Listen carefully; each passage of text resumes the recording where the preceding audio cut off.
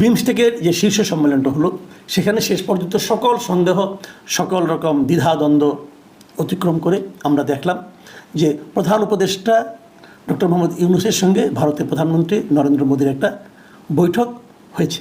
30 মিনিটের বৈঠক। 30 মিনিটে অনেক কথা বলা যায়, এবং শীর্ষ পর্যায়ে 30 মিনিটের বৈঠক কিন্তু অনেক বড় বৈঠক। অথচ এই বৈঠকটা যে হবে তা এক সপ্তাহ আগেও কিন্তু টের পাওয়া যাচ্ছিল না। 21 তারিখে ভারতের পররাষ্ট্র মন্ত্রণালয়ের যে মুখপাত্র মিস্টার জয়সওয়াল কিন্তু বলেছিলেন যে এ ধরনের কোনো মিটিংয়ের ব্যাপারে তার কাছে কোনো আপডেট নেই। কূটনৈতিক ভাষা এভাবেই বলে যে আমার কাছে কোনো আপডেট নেই। তারপরে এক সপ্তাহ পার হয়ে গেছে, কোনো নতুন আপডেট পাওয়া যায়নি। বাংলাদেশ যে বৈঠক করার জন্য চেষ্টা করছে সেটা আমরা জানি। আমাদের পত্রপত্রিকা, আমাদের কূটনীতিবিদরা বহুবার বলেছেন তারা চেষ্টা করছিলেন একটা বৈঠক যাতে হয়।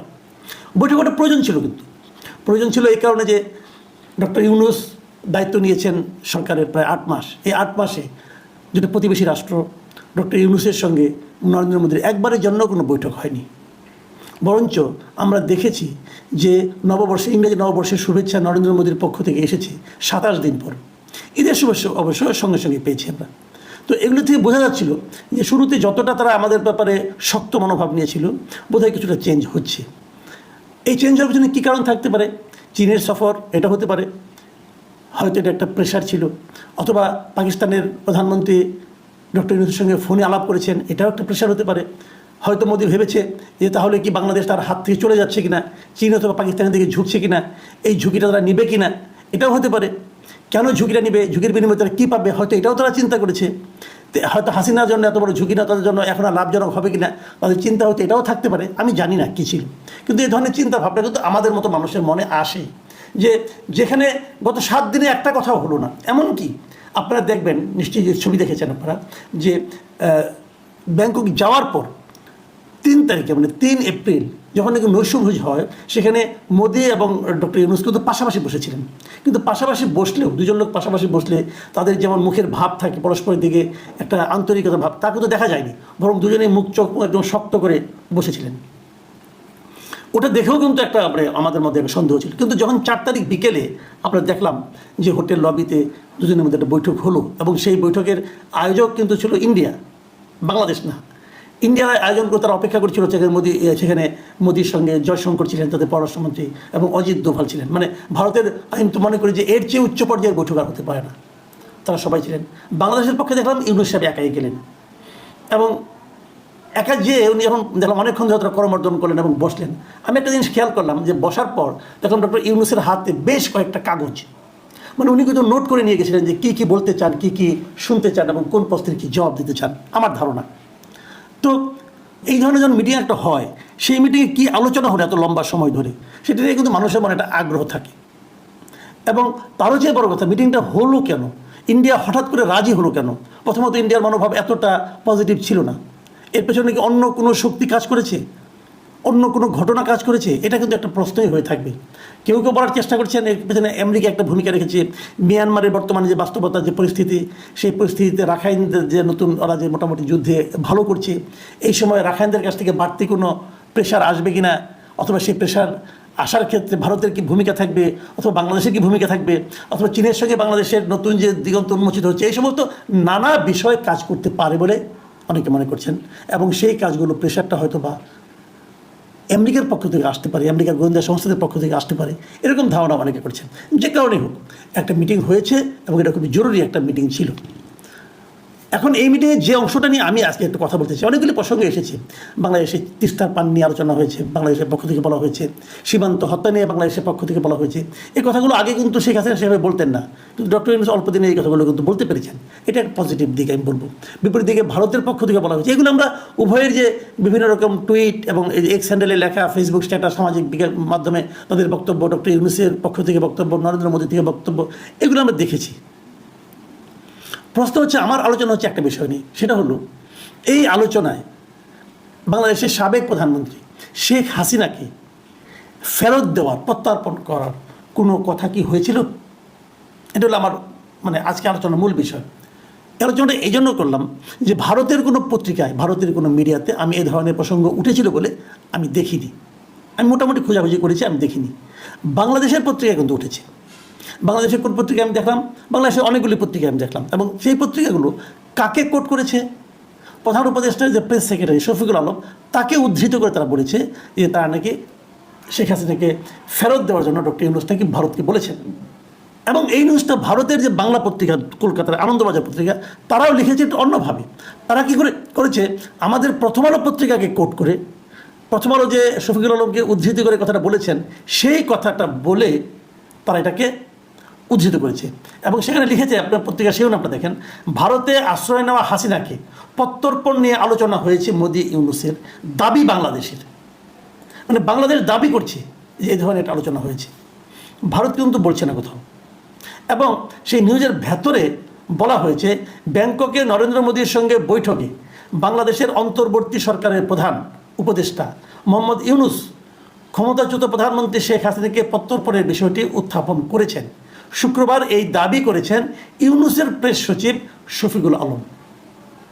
মানে পুরো জিনিসটাই আমাদের উপর ওনারা চাপিয়ে দিলেন, এবং ওনারা কিন্তু স্বীকারই করছেন না, অথবা ওনার কোনো মিডিয়া আমি দেখছিও না যে এই ধরনের কোনো কথা আছে। অথচ এই দাবিটা হতেই পারে, এটা কিন্তু অস্বাভাবিক কোনো দাবি নয়। কারণ শেখ হাসিনাকে ফেরত চেয়ে তো নয়াদিল্লির কাছে আমাদের দেশ থেকে কূটনৈতিক বার্তা গিয়েছিল গত ডিসেম্বরে, এবং সেই ডিসেম্বরে ডক্টর ইউনূস স্কাই নিউজকে বলেছিলেন যে বৈষম্য বিরোধী ছাত্র আন্দোলনের পূর্বে খুনের অভিযোগ সহ মানবতা বিরোধী একাধিক মামলায় হাসিনার বিরুদ্ধে গ্রেফতারি পরোয়ানা জারি করা হয়েছে। এটা তো উনিও বলেছিলেন। তো তাকে ফেরত দেওয়ার জন্য কূটনৈতিক বার্তার পাশাপাশি ডক্টর ইউনূস মোদীকেও বলেছেন কিনা, এই বিষয়টা জানার ব্যাপারে বাংলাদেশের মানুষের একটা আগ্রহ আছে। হয়তো সেই আগ্রহ মেটাতে যে শফিকুল আলম এই কথাটা বলেছেন। এখন শফিকুল আলম যে কথাটা বলেছেন সেটা আদৌ ঘটেছে, তার সপক্ষে ভারতীয় মিডিয়ার অথবা ভারতের কূটনীতিবিদদের কোনো ধরনের কথা পাওয়া যাচ্ছে না। আমি অন্তত পাইনি, হয়তো আছে, আমি জানি না। আমি এখন এই জায়গা থেকে একটু শিফট করে বলি, সেটা হলো যে এই দাবি যদি করেও থাকেন, তাহলেও কি আপনারা কি আশা করেন যে ভারত শেখ হাসিনাকে ফেরত পাঠাবে? কেন আশা করেন, কেন আশা করেন না? এইটা কিন্তু আপনারা নিজেকে জিজ্ঞাসা করেন। আমি কিন্তু আশাবাদী নই। আমি আশাবাদী নই কেন? দেখেন, ভারতের সঙ্গে আমাদের কিন্তু একটা প্রত্যর্পণ চুক্তি আছে। আমাদের কোনো বন্দী ওখানে থাকলে, আমাদের কোনো অপরাধী যার বিরুদ্ধে মামলা আছে, সে ভারতে থাকলে তারা আমাদেরকে ফেরত দিতে বাধ্য। ওই চুক্তি অনুযায়ী আমরাও ওরকম থাকলে তাদেরকে ফেরত দিতে বাধ্য। কিন্তু সেই ক্ষেত্রে হাসিনার ক্ষেত্রে ভারত কী অজুহাতটা নিতে পারে? হাসিনাকে যে ভারত ফেরত দিতে চায় না, এটা তো বুঝি। কিন্তু না চাইলেও যেহেতু একটা চুক্তি হয়েছে, চুক্তির কিন্তু ফেরত দিতে হয়। কি বলতে পারে ভারত যে আমি ফেরত দেবো না? বলতে পারে যে চুক্তিতে একটা ক্লজ আছে। সেই ক্লজটা হলো, যদি আশ্রয়দানকারী দেশ মনে করে যে এই লোককে ওই দেশে ফেরত পাঠালে নিজ দেশে যে এই ব্যক্তি রাজনৈতিক প্রতিহিংসার শিকার হতে পারে, যদি উনি মনে করে, তাহলে তারা নাও দিতে পারে। এই ক্লজটা কিন্তু আছে। সেই কাজটা কিন্তু আমরা করে ফেলেছি।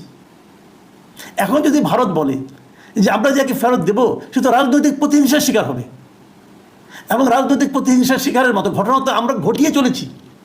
এবং সবচেয়ে বড় ঘটনাটা ঘটেছে 32 নম্বর ভাঙার মাধ্যমে। 32 নম্বর যখন ভাঙা হয়েছে, যদি শেখ হাসিনার পক্ষ থেকে অথবা ভারতের পক্ষ থেকে বলা হয় যে 32 নম্বর তো শেখ হাসিনার পিতার বাড়ি ছিল, শেখ হাসিনার বাড়ি ছিল না, কিন্তু তার পিতার বাড়ি ছিল, তারপরে সেটা ট্রাস্টকে দান করা হয়েছিল, সেই বাড়িও যখন ধূলিসাৎ করে দেওয়া হয়েছে, এটা তো ক্লিয়ার বোঝা যাচ্ছে এটা একটা রাজনৈতিক প্রতিহিংসা। এবং সেই গুড়িয়ে দেওয়ার সময় সরকারের দিক থেকে কোনো রকম প্রতিবন্ধকতা তৈরি করা হয়নি। কেন করা হয়নি? কারণ ওইটা ভাঙার জন্য সম্পূর্ণ দায় দায়িত্ব নেওয়া উচিত। আমি মনে করি সম্পূর্ণ উস্কানিমূলক কথাবার্তা কে বলেছিল? ফ্রান্সে থাকা পিনাকি ভট্টাচার্য, তিনি মানুষকে ওখান থেকে খেপিয়ে দিয়েছিলেন এই বাড়িটা ভাঙার জন্য। আমি তখনই প্রশ্ন করেছিলাম, এই বাড়িটা আপনি ভেঙে কী লাভ করলেন? কী লাভ আপনি করলেন? কোনো লাভ আপনি করতে পারেননি, বরঞ্চ শেখ হাসিনাকে ফেরত আনাটা ডিফিকাল্ট করে দিলেন। যে লোক এত অপরাধ করেছে বলে আমরা দাবি করছি, তার বিরুদ্ধে বিচার চলছে, তাকে তো আনাটা আমার জন্য প্রয়োজন ছিল। যদি এই বাড়ি আপনি ভাঙতেই চান, সরকার ভাঙতে পারতো যে কোনো সময়, কিন্তু এমন একটা প্রক্রিয়ায় আপনি ভাঙলেন যেখানে নাকি সরকার কোনো ভূমিকাই রাখলো না, বরং সরকারের অসহায়ত্ব প্রমাণ হলো। যদি সরকারের এখানে অসহায়ত্ব প্রমাণ হয়, শেখ হাসিনাকে দেশে আনলে যদি অসহায়ত্ব, যদি শেখ হাসিনাকে এরকমভাবে মানুষ পিটিয়ে মেরে ফেলে, তাহলে কী হবে? সরকার তো ফেরতে পারবে না, সরকার তো বাড়ি ফেরতে পারে নাই। একটা বাড়ি ভাঙতে তো সারা রাত লাগছে, সেই কাজটা আপনি করতে দিয়েছেন। এখন একটা মানুষ এমন তো কোনো ব্যাপার না, আপনি ফেরতে পারবেন না যদি না দেয়। এই কথাগুলি বলবে, আমি তা বলছি না বলুক, এটাই আমরা চাই। আমরা চাই প্রত্যেকটা অভিযুক্ত তার সামনে সে আত্মপক্ষ সমর্থন করুক এবং তার একটা সুবিচার হোক, এটা আমরা চাই। কিন্তু তাকে যদি আপনি আনতেই না পারেন, তাহলে কী লাভ হলো?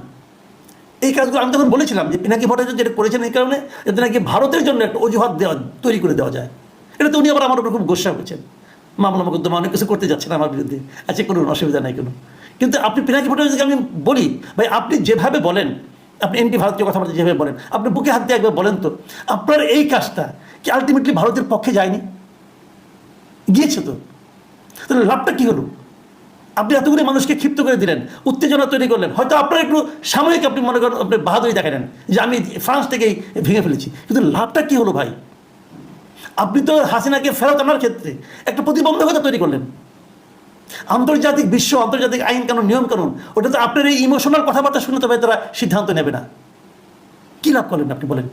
আমি আপনাকে শ্রদ্ধা করি, আপনি প্রচুর পড়াশোনা করার লোক, জ্ঞানী লোক, এটা শ্রদ্ধাই করি আপনাকে, কিন্তু এই কাজটা আপনি কী করলেন ভাই বলেন? এখন ভারত তো এই কথা বলছে না, আমাদের শফিকুল আলম সাহেব বলতেছে। কারণ শফিকুল আলম সাহেব কেন বলতেছে? কারণ আমাদের মাস পিপুলের সেন্টিমেন্ট তো এটা, আমরা তো প্রত্যেকটা অপরাধীকে দেশে আনতে চাই, এনে বিচার করতে চাই, আমরা তো এই জিনিসটা চাই। সবাইকে বলবো ভাই, যাই করেন ঠান্ডা মাথায় করেন। সাময়িক উত্তেজনা, সাময়িক জনপ্রিয়তা অনেক সময় জাতীয় দর্শক, সম্পূর্ণ ভিডিওটি দেখলেন, আশা করি বিষয়টি বুঝতে পেরেছেন। এ নিয়ে আপনার গুরুত্বপূর্ণ মন্তব্যটি অবশ্যই কমেন্ট বক্সে জানিয়ে দিবেন। ধন্যবাদ।